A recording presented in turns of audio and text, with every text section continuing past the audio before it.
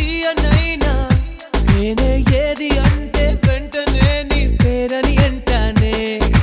Hi కన్నా ఎంతో హాయిదైనా చోటే ఏమిటంటే నువ్వు వెళ్ళే దారని అంటానే. నీలాల ఆకాశం నా నీలం ఏదంటే నీవాల